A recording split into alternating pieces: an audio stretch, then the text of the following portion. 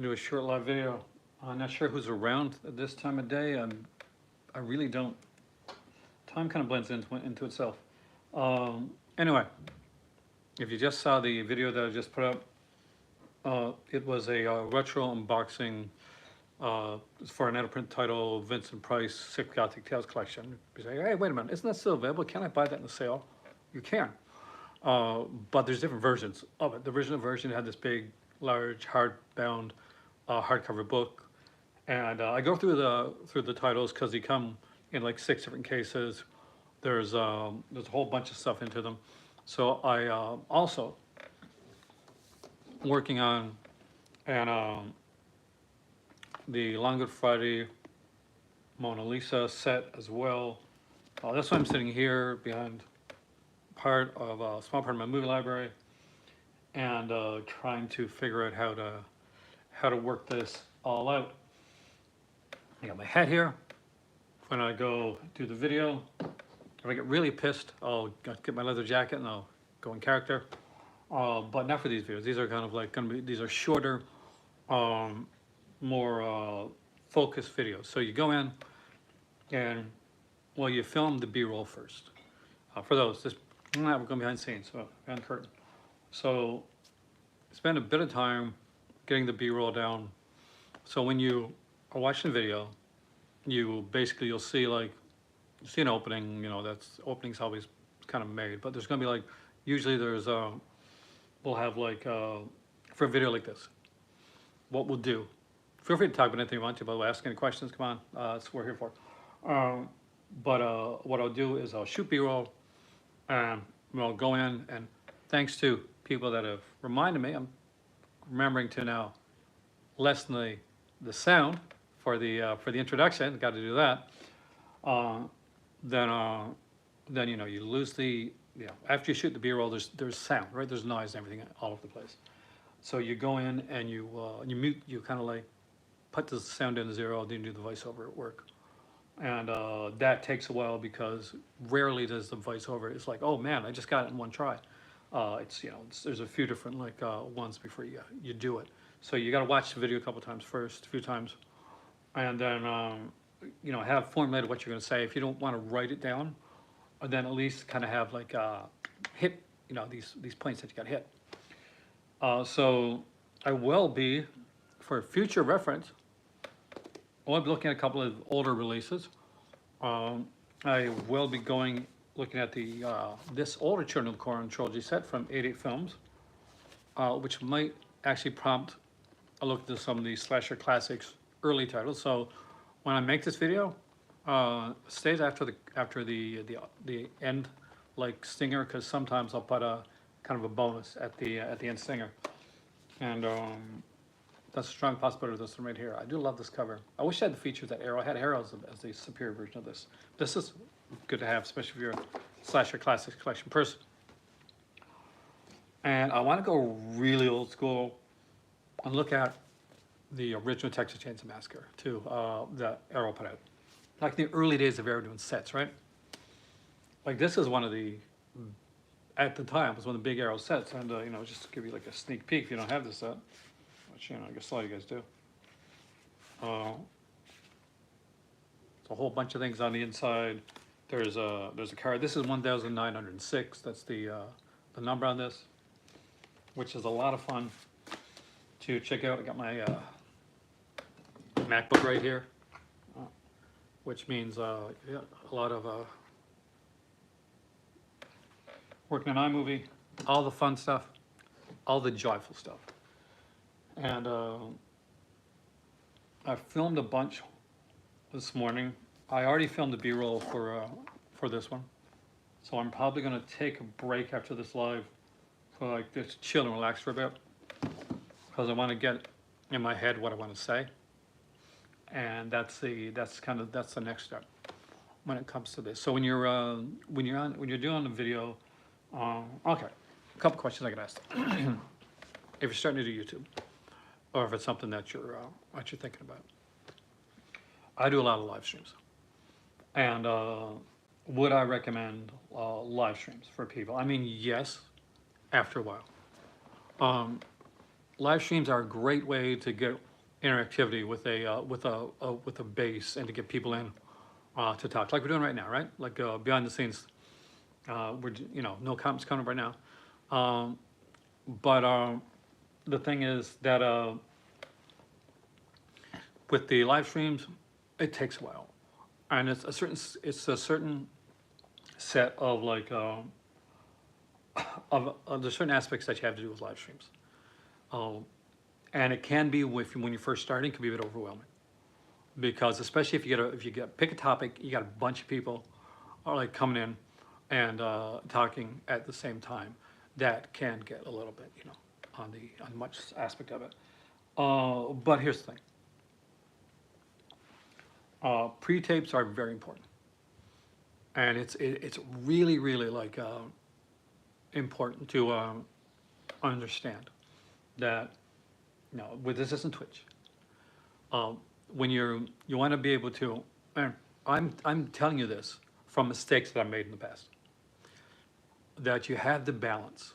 You have to have like a nice balance because a live stream, especially a longer live stream, this is a short one, but a longer live stream, like some of my live streams, I do 3 or 4 hours long, right?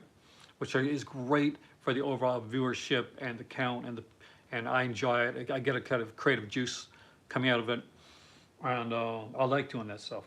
Like for those who don't know, I went to school for journalism. All throughout school, I did acting and improv and stuff like that. So when it comes to that aspect of stuff, thanks by the way. Then this is my wheel. This is my baby. This is what I love to do, and I didn't realize it until I stood in front of a camera and realized, yeah, this is kind of part of my niche. But I let it become my entire niche. And for the longest time, it's all I did. I did live stream after live stream after live stream, which is great to get people in. But you have to have the more focused, shorter videos there to bring in audiences that aren't going to come in for a 2 or 3 hour long video. What's going to happen is you're going to have that initial run of people that come in and stay. And then you're going to have people that are going to get overwhelmed because nobody always wants to watch a 2 or 3 hour long video or even an hour long video. You want to have like videos in between, nice, like kind of shorter videos, evergreens, we like to call them in the bit. They're biz talk, right? Evergreens. So you want to make sure you have that there because that is what's going to anchor people that stay. There's people that are going to come for every live stream. They're going to be amazing. You're going to have people that, if you're Patreon, they're going to become Patreon members. They're going to be coffee members, whatever. They're going to do that aspect of it. It's wonderful. It's it's rewarding. It's fantastic. But if you rely on it too much, then you make the mistake that I made. And that I had a time when just after I started to do a couple podcasts with a good friend of mine, Brian, and with Dustin, and I started to do the podcast circuit with a bunch of people. I was guest host on a few podcasts. I had a tweet with like my movie collection at the time that kind of went like slightly mini viral. And I started to get a lot of new eyes on my channel. Now this is when I should have went out and said, you know what? I'm gonna like put a nice variety on my channel so that I know, so that I get everybody. I get everybody. So I don't exclude anybody. But I was doing a whole ton of live at the time. And at the end of the day, a lot of people stayed, but also a bunch of people that may have stayed if they'd seen shorter videos, because it's still it's still a watch mojo like type of world. It's still a shorter video, top 10 list, TikTok world. And when it comes to that, you really have to space out what you do. Yes, it takes a lot more work in your pre-taping stuff, and times when I'm doing a video like this, just for the outlier work, there's times when I get it down and I'm good, and it's like 2, 3, 4 hours, bam, I got it. Sometimes you can do it a lot quicker if you get everything like down pat. And other times it's gonna take 12 or 14 hours to get one video done. And that's so short. It's gonna be short. It's gonna be like 8 or 10 minutes long. And but it's okay, because you know what? At the end of that, that's gonna be rewarding. Because when you look back, you're gonna notice that a lot of your videos that are going to get consistent like views over a long time period are not often the live streams, unless the live streams are extremely focused. And I'm not that focused. But it's important, and a longer live stream can't be. Because you go, if it's going well, you go with the audience. You go around all these twists and turns. It's not going to stick always where you want it to stick. So I have the Jello live streams. I talk with Jello overall, look over my Jello collection, but nothing beats a short, focused, or maybe 20, 30-minute Jello conversation overview. Pre-tape, put on there, anybody can come in, easily accessible, like something that you do. Hopefully that's helpful, because I didn't know at the time when my channel could have started blowing up. And you know, hindsight's 2020. But that doesn't mean that you can't learn from what I did in the past, which is okay, because I have a nice I've got a nice group of people that come to my channel. I met a lot of great friends from on here, some very like wonderful, fantastic people, and it lets me, by doing both, by doing live, by doing by putting on literally different hats, coats, depending. It lets me just get out there and really kind of be creative.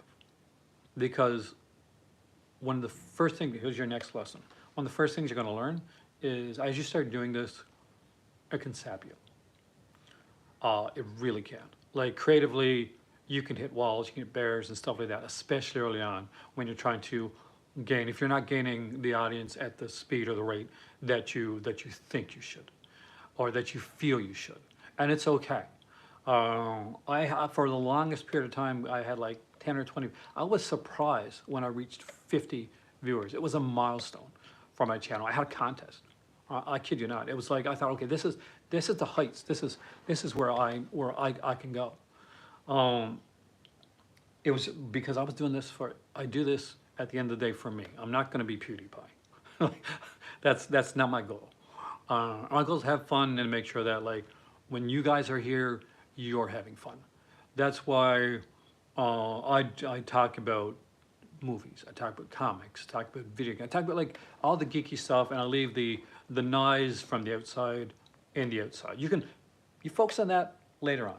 This is a place to come with a bunch of people that like films, to talk about films, and to enjoy that. I've been very lucky and very, very, very blessed to be able to do that. But by switching things up, by taking chances, even if it doesn't always work, for like viewership wise, doesn't mean it's not going to work long run. I've had videos that did horribly initially, and about a year down the road, they're in the thousands. So you can't tell. It's a crapshoot. Just do this. Like, promise me this. If you're doing this, do what you're passionate about, because that's the key. Your passion is going to come off on camera. If you're doing this and this is a job and it's a slog, it will become like that. So, Dan Aykroyd spoke to Bill Hader after he got on Saturday Night Live, and he said, so for the first 4 years you're on Saturday Night Live, you're going to be finding your way. And you're going to be like getting your characters and all this type of stuff. You're going to be unsure. You're going to be just finding your place. Then you're going to hit that spot where you got your place. People know you are. People applaud when you're on the screen to know your characters. Then, after a while, after that, you're going to be excited. It's going to be great. You're going to hit the spot where you're coming and you're clocking in. You're hitting your mark, you're doing your job, and you're clocking out. That's when you leave. Don't get to the clock out point. Make it something that when you get here, that you're as excited about as you were when you first started doing it. Is that possible? No. You're going to get to a clock-in point at some point. And that's when you look at things, see how things are working, switch things up a bit, do things that are amazing for you, which is what I like to do. So, there you go. Hopefully that's helpful. Still behind the scenes. I'm going to pretend that I'm going back to work, but I've actually shot a bunch of B-roll footage, so a little behind the scenes stuff. I'm probably gonna hit the PlayStation 5 because started working earlier this morning and I'm a little burnt out. So talk to you later. Have a great day, guys. And if you're just watching, or if you're starting a channel, or if you got a channel, hopefully some of this here helps out. Because I'll be honest with you, I wish somebody would have talked to me in the way that I'm talking right now. Have a wonderful day, and I'll see you soon. Thanks, Malcolm. Thanks, everybody.